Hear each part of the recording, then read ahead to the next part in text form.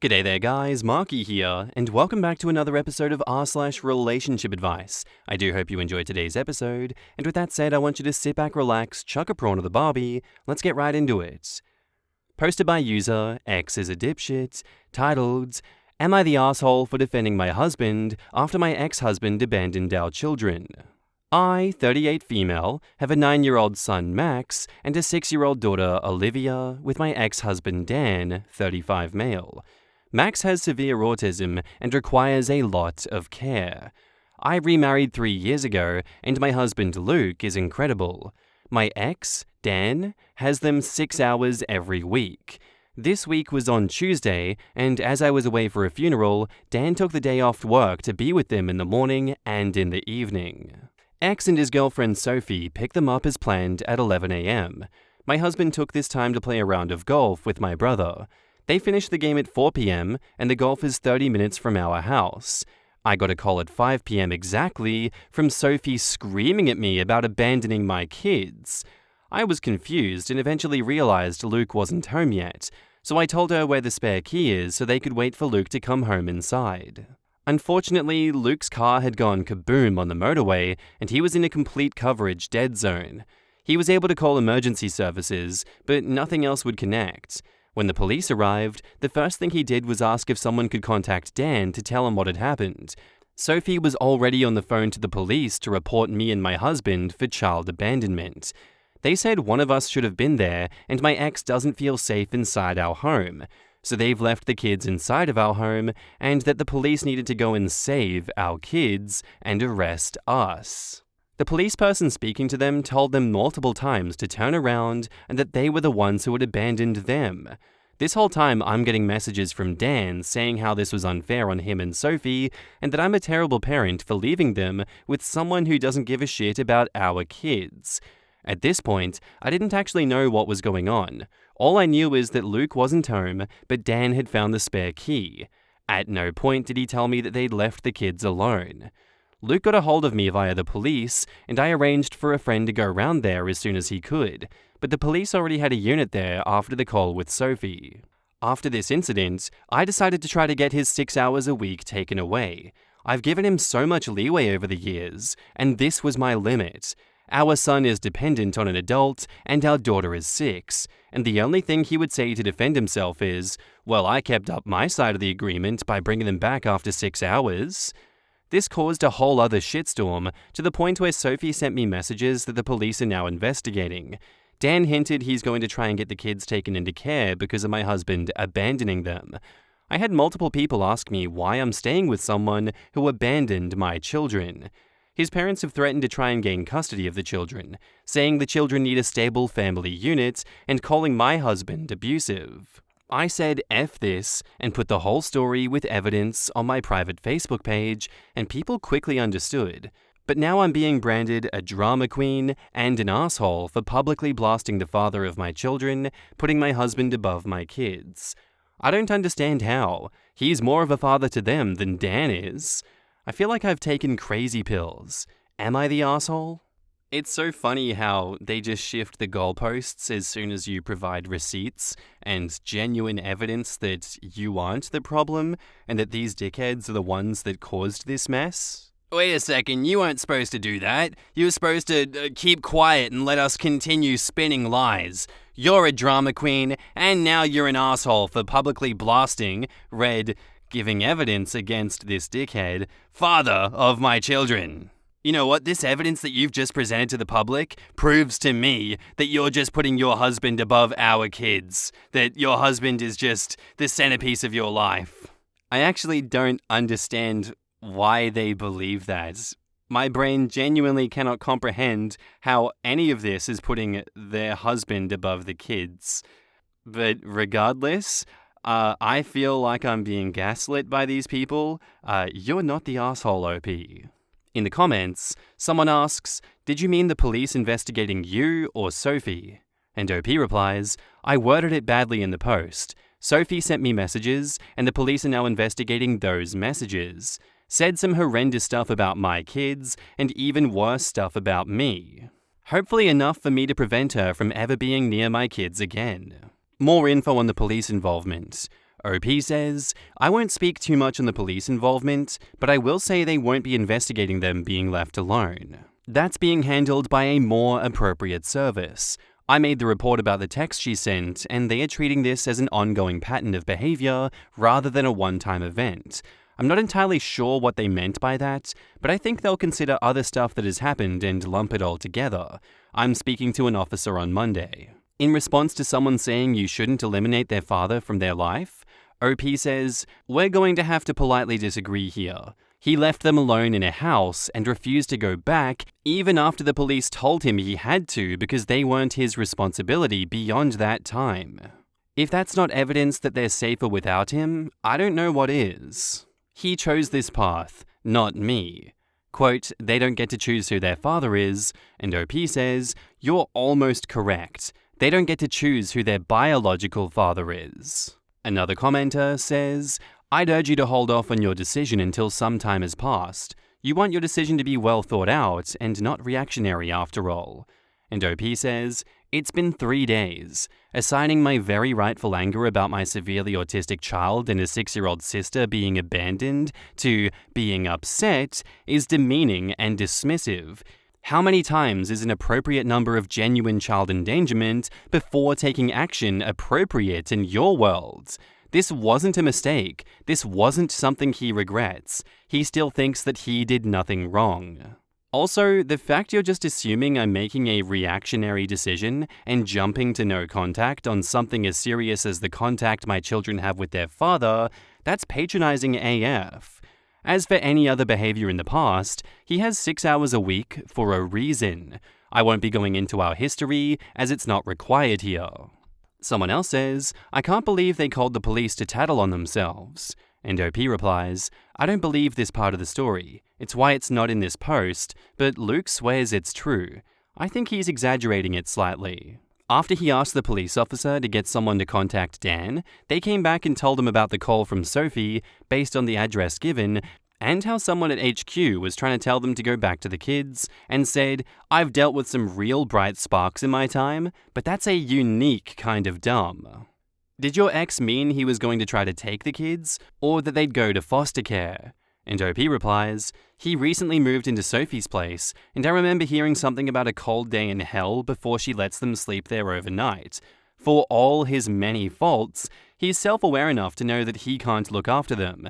He meant taken into foster care, his parents meant into their care. Someone says, block Sophie, and OP says, she's muted. Police said that I could block her, but they're looking into her actions being harassment, so ongoing messages are very helpful to that. What did Sophie say in the messages? OP replies, about me, she said I was a shit parent, accused me of neglect, said my car might have an accident, threatened to fight me, accused me of cheating on my ex with Luke, despite him living on a different continent at the time. Just unhinged shit. I've had stuff from her in the past, but never to this level. I won't go into what she said about my kids. Update. That happened a week ago. Post was made a few days after it happened. The post I made on social media had kicked up quite the fuss, but most things have been sorted. For now. And my post is still up telling people what happened. My brother Pete was friends with my ex-husband before we ever got together. He also never really got involved in our relationship or separation. He's never really been involved in my life beyond being a good uncle. He's a nice guy, but we've never been that close. He's always been closer to my ex, and now with my husband. When he found out what happened, that completely changed, and he put himself right in the middle of it all. My brother was always the beta in his friendship with Dan. I always suspected he was scared of him. Well, not anymore. He called Dan and ordered him to meet him at Dan's parents, who he knows quite well. Dan was advised that bringing Sophie to this meeting wouldn't end well for him.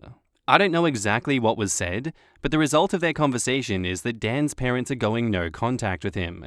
I don't like them, they've never liked me, but I've never doubted they loved my kids and would protect them with their lives. Pete did tell me that Dan made it clear he wouldn't break up with Sophie under any circumstances, even if it meant that he wouldn't be able to see his kids. Pete explained what happened to my ex-in-laws, that the version of events I posted was true, and went through the timeline/proof. Dan argued and bitched and moaned until his dad told him to leave. I think the fact that my brother, who was known for caring about beer, women, and sports, and nothing else, took this so seriously got the grandparents to wake up. I spoke to them, and although their apology was barely worth hearing, we came to an understanding. I'm not going to allow any visits or contact between Dan and Sophie and my children going forward. Our agreement was informal, no court orders or anything. If he wants to see them, he will have to fight for it, which I know he won't. Those 6 hours a week are now going to be with his parents, on the condition that if they allow Dan to be around the kids even once, they will be cut off from our lives. They were fine with this. Today came and he picked the kids up and spent the day with them. They called me after 5 hours and asked if they could bring them back an hour later than planned. They were having a lot of fun painting, and the kids wanted to finish what they were doing. No problem. Thanks for checking. I cannot stress enough how much I dislike them, but knowing my kids are with people who want to be with them is such a good feeling. Dan didn't even text me asking if he was going to have his scheduled time today. I spoke to a police officer yesterday about the messages sent to me by Sophie.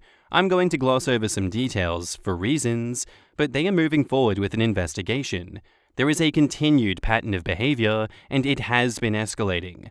She's made some very specific threats, and over the weekend sent me a message that contained information she would only know if she had followed me to where I was at the time. Luke has set up external cameras on our house, including making sure our cars are covered by cameras at all times. Our neighbors know what happened last week, so they're going to keep a lookout for her as well. I feel awful that I let this person be around my kids for almost a year. I let her be around them, but didn't know her well enough to spot she was capable of behavior like this. I spoke to Olivia to ask what she thought of Sophie, and she said she was grumpy and not fun, but nothing to indicate she hurt them or anything. This reaction to the whole situation is just unhinged. Luke has been a star throughout this. He's resisted the very strong urge to find Dan and beat him with a golf club. He's not worth replacing a driver. And make sure the kids know that he loves spending time with them. Olivia calls him daddy anyway, but she knew she was abandoned last week, and he's shown her that he is here for her. He's always loved Max and been amazing with him, but I know he's found it difficult to connect. He asked for advice, and I told him just to try things that he enjoys and see if Max engages. Well, Max spent 5 hours on Sunday with a golf putter in his hand, hitting a ball to the putting machine thing that Luke has in the garage, and apparently he's a natural. Luke now has it outside, as Max became automatic in the garage and needed a bigger green. So, I'm now reevaluating my life. Living with one golf obsessive was barely manageable, 2 may be more than I can endure. I'm currently typing this looking at Olivia's painting of a birthday cake. Deranged threats aside, I'm happy with how things are right now. In the comments, Stray's mum says, "I'm glad things are smoothing out. Sophie sounds like a real winner. Are the police going to do anything about Sophie? It kind of sounds like they're waiting for her to hang herself with all these threats. And what about Dan? Are Sophie and him being charged with child abandonment?" OP replies, "The police are actively investigating and taking steps regarding Sophie. They have more than enough information to move forward, just a matter of going through the processes now. I don't know how the system works, but I believe there will be an arrest soon. And no, they aren't charging with child abandonment, but that issue is being looked at along with the bullshit with Sophie. I don't know what the plan is from the police beyond they have all the information. They're just focusing on the immediacy of her threats rather than what happened last week. I hope Sophie hasn't escalated more since this post and that your kids are safe. I've been fearing that she'll do something to you in front of your kids or to your kids." And OP says, "Everything's good. She's stopped contacting me, and no one else has heard from either of them in over a week." Update 2. Since my previous posts, everything has mostly been resolved. I didn't go into detail at the time, but a lot of what Sophie was sending me was accusing me of sexual infidelity, and had told a lot of people that I was someone who effed other women's men. I thought she was accusing me of cheating on my ex with my now husband, but we'll come back to this in a bit. She directed people to message me from public posts on her Facebook. One person turned up at my door to shout abuse at me, and because of this and other stuff she did, I reported her to the police and they opened a case of harassment. I spoke to a lovely officer who took all of the evidence I had, and a week later she was arrested and interviewed. Her phone and computer were seized, and she was released with bail conditions to not contact me directly or indirectly. I was told there was not enough evidence to support a prosecution, but at that stage, I just wanted to move on and be done with it. Dragging it through court for God knows how long seemed such a daunting and horrible future, so the police didn't move forward with prosecution and filed it with no further action, meaning the bail conditions would no longer apply the moment that it was filed. I was told this would happen after review from somebody that wasn't the officer dealing with it, which would be between 1 to 7 days, and I would be told when that was completed. I'm not 100% sure in the specifics and legalities of this paragraph, it's just how it was explained to me. I wasn't directly involved in any of it. This was communicated to her, and being the bright spark she is, she immediately messaged my brother something along the lines of his sister being a WHORE and a waste of policed time. The bail conditions were still in place. He reported this to the police, not knowing I wasn't going forward with the whole case. Turns out that where I live, breach of bail conditions is a crime against the government, not the person they were in place to protect. I have no knowledge of what's going on with that, but I'm led to believe that she's in a bit of legal trouble. After she was interviewed, I was informed of what was said about all of this to the police, bringing everything full circle to the original incident that led to all of this. Turns out Sophie and my ex were in a relationship for almost 2 years while we were still married, with it ending around the time my 6-year-old daughter was born, and then reconnected in the last year or so. I had no clue this happened. I'm actually weirdly impressed that he hid it so well. Sophie was under the impression we split up a year into their relationship and didn't know that we had a son while they were together. When they reconnected, he told her we had 2 kids, which she wasn't happy about, but forgave him. The thing is, my ex told her that my daughter is 8. She is 6. He was covering up lying to her all those years ago about separating from me. I guess this was easier than telling her that not only were we together for the 2nd year of their relationship, but we had a child in that time. I don't know what his long-term plan for this lie was. The day it all exploded, Olivia had corrected her about her age, and she realized that I had been having sex with her man while they were together all of those years ago, my then husband. She thinks the moment he told her we had split up, she went from being the other woman to the legitimate partner. I'll go to my grave not understanding that logic. Anyway, she hit the roof and refused to be around his love child anymore, which led to the whole issue at my house in the first post. Luckily, she didn't say any of this in front of Olivia.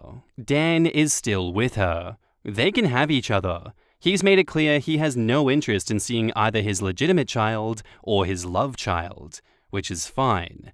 His parents have been incredible this entire time, helping with childcare to the point that I've been able to pick up more hours at work. We've gotten along much better since they've accepted that maybe all the bad things they heard about me weren't true. Still some bad blood there, but it's a much improved relationship, which is great for the kids because they love spending time with them both. The absolute worst part of this all is that Max, Luke, my brother Pete, my ex-father-in-law, and Pete's brother-in-law are now on a weird golfing crew. Max still only putts when they reach the hole, but he enjoys watching the others play the full game. Golf isn't played in the winter, is it? This ends soon, right? I'm gonna hear conversations about anything else by the end of November, surely. In the comments, GlassMotor9670 says, "No, winter means bright orange or pink bowls, matron." Or they upsize the ones with holes poked in them and join bowling leagues that monopolize their time. Same goofy shoes and pants, bigger bowls, and no clubs.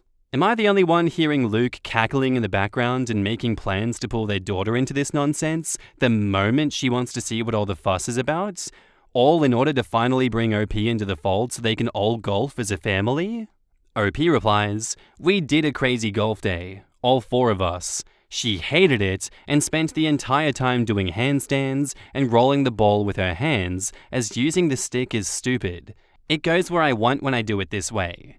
I am at no risk of losing her to golf, thank God. Ha! All his hopes and dreams dashed with a handstand. She'll break his heart and end up a Major League Baseball player, or play shot put in the Olympics. And as he claps for her victory, he'll sigh and remember that moment when she strayed from the goodness of golf forever. Ravenheaded says, even Simone Biles would be impressed with Sophie's mental gymnastics. How can the person who is literally married to the man have stolen him? You would be surprised how often this happens. My dad had an affair for 8 years. It started just after my brother was born. When my mum was pregnant with my youngest sister 8 years later, she almost left him for cheating on her with his wife. Now they're living in Florida with 2 shattered families left behind. I've come to the conclusion that a good 25% of the human population is actually insane. It's true. I know someone who actively gets pissed when her affair partner does anything for his wife. I'm like, really? It just shows exactly how much they've twisted facts to rationalize cheating. They're the most important person in their affair partner's life and the one they really care about. So the spouse is being greedy and unreasonable. Yeah, you know what? I hope those two have the life they deserve together, because what twisted fiction is she living in, thinking that OP was cheating with her husband? I can't deal with that. What's wrong with people? Good riddance to that trash. And also, OP, as much as you don't like your in-laws, they do sound like great people for those kids. So, bit of a win-win situation there, honestly. So, trigger warning for this next one, domestic violence mentioned and also unaliving. So, yeah, don't say I didn't warn you. Posted by user ThrowRA Pale, titled, I just found out, 25 female, that my fiance, 27 male, I've been with for 5 years, was a monster in high school. I'm gonna type this fast, excuse the grammar, he's back for lunch, and I don't want him to know anything yet. Okay guys, so I met my fiancé 5 years ago. I thought he was perfect. He's handsome, kind, funny, and has a stable job. He's a cop. He's just treated me so well since he stopped me for speeding and ended up with my number. Everything was so good looking back now that I should have seen the red flags, like his family and old friends joking about his temper and his high school bad boy days. And now I'm questioning, did my cat really run away, or did he make him? Anyway, I'm waffling, I'm babbling, so here's what happened. We had an engagement party in his hometown a few days ago, and I got a Facebook message now, long after, warning me about my fiancé, saying he was this monster in high school. So I thought, lol, this is someone trolling. But then as the day went on, 5 more people messaged me, one being his cousin. I asked his cousin for proof, because in my naive, dumb head, I thought this was a joke because my fiancé is an amazing person. He's a cop for God's sake, and his cousin told me to give him a few hours. Well, about 2 hours ago, my whole world turned upside down, and I was added to a group chat with multiple people with a lot of proof. I've seen videos, heard stories, and seen screenshots, and even a memorial page of one of his victims who unalived at 16 years old. Guys, this was horror movie level shit, from threats, assault, both physical and sexual, lots of misogyny and homophobia, even one of him harming people's dogs while the kids screamed as my fiancé laughed. He looked about 18 in the video. The stories I heard both broke my heart and scared me, and I don't know what to do. Maybe he's changed? Should I confront him? Should I give him a chance to tell his side? Okay, I'll give more information now that I'm alone. I spoke to his cousin, and I asked why didn't they ever do anything since they have videos, and he said, "You haven't thought that we tried years ago? Life isn't a fairy tale. The bad guy doesn't always face justice. Your future in-laws and fiancé made sure everything always went away." And I then asked, why now tell me? And he was honest. They, him and the other victims, wanted to warn me out of both concern, but mostly revenge, because how dare he have a happy life after what he did to them? Which, fair. I asked, did he know if my fiancé ever did anything like anger management or therapy after high school? And he said he did, and I asked, does he think my fiancé changed? And while he said he isn't like his high school self anymore, people like him never truly change. I asked him if I decided to leave, would he help me, and he said he would, but we would need to make a plan that can't lead back to him for his safety. Update. Okay, I'll answer some things that y'all keep bringing up. I can't 100% say that he unalived my cat, because my cat liked to escape and wander around the neighborhood. People keep asking me why I didn't see any red flags in 5 years. I didn't notice them at the time, I guess. As for how we got together, people keep pointing out that that was a red flag. Well, look, I'm gonna be real here. At the time, I thought I was hot stuff because I talked my way out of a ticket, and he's really handsome, so I thought in my naive head it would be a cute story to tell our grandkids one day. I'm from a country where people don't fear cops like they do in America. Guys, he knows about this post. He just sent me this and he said that we need to talk. In the comments, Snoo Bananas says, there's actually a video of him deliberately harming a dog and laughing about it, and he taunted the dog's owner while harming the dog, and now you think that your fiancé got rid of your cat? Honestly, if I was in your situation, I would show my mum or my brother everything the cousin sent before making any decision. Do you have family that you can talk to? OP says, there was more videos than just the dog. I didn't want to get the post flagged by talking about them. There was a few of him bullying both physically and mentally, along with saying slurs against gay men. Your fiancé was comfortable to engage in these behaviors while being recorded. More than likely, there are worse things that he did that were not recorded. You may want to confront him, but you need to share this info with either your family or close friends. You need support and a plan before doing anything. Unfortunately, this is extremely common for these types of individuals to become police officers. You know cops have the highest domestic violence rates, right? Can I ask, have you ever made him mad or seen him mad? You better effing check that, ma'am, or you're gonna have a bad rest of your life. OP replies, he's yelled at me before over stupid stuff, but apologizes afterwards. And I've seen him get mad at other people for like normal stuff that anyone would get mad over, like a guy crashed into him and tried driving away, or a guy who wouldn't leave me alone at a bar. That's just the beginning. I bet he's so sweet after, right? Run. This is just the beginning. Update. I'm okay. Legs hurt from running, but I'm at a safe place with a trusted person, and I've talked to my fiancé by phone. I'll update later on our conversation and his side, because as of now, I don't want to give out much information that leads to my whereabouts, but I'll tell everyone how he found this post. I was too stupid not to change details, so someone we knew recognized it and sent him the post. I also found my passport, which in my panic I forgot I moved when I was reorganizing a few weeks ago, and he also admitted to giving my cat to a coworker, which until I see proof, I don't believe it. There's other stuff.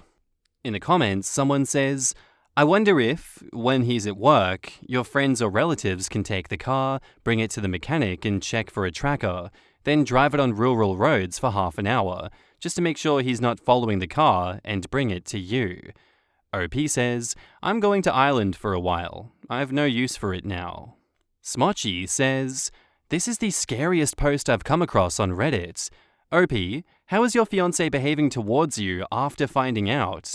Is he verbally abusive or not? OP says, he was begging me to come back, but it sounded like he was holding back anger when asking about his cousin. He also said not to listen to anyone on here, because if I didn't mention his job, your advice would be different. Shout out to the cousin, he didn't have to warn her. And this cousin is in big trouble now. I will not be surprised if he suddenly gets arrested for having illegal drugs in his pocket, or CP on his computer, or dies in an accident because brake lines in his car failed. Also suddenly. I'm honestly pissed at OP for being specific enough to say that it was his cousin. She could have just said that it was a random person. That poor guy. OP sounds too naive and trusting to the point of being careless. She may be safe now, which is great, but yeah, what about that cousin who did her a solid? The cousin's probably ready for everything. I still worried for OP as the safety is most likely temporary. If she goes back to Ireland, she's probably safe from her ex. She's probably not safe from her own naivety though. And that's where I'm going to end today's episode, guys. I do hope you enjoyed. If you did, let me know what you thought of it down in the comments below, and I'll see you in the next one. Bye.